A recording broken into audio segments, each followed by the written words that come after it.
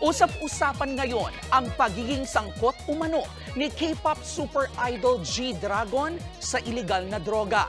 Sa ilang local reports doon, iniimbestigahan ngayon ng Korean police sa Incheon si G-Dragon dahil sa paggamit ng iligal na droga. Wala naman ng iba pang binigay na detalye ang mga otoridad. Wala pa ring pahayag ang kampo ng K-pop idol sa issue. Nauna nang naulat na nagpositibo si GD sa marijuana noong 2011.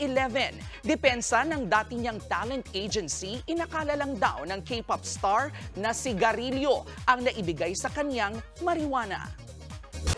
Mga kapatid, ito po ang inyong K-Alaman Queen, Kalad Karen. Always remember na ang K-Alaman ay K-Yamanan.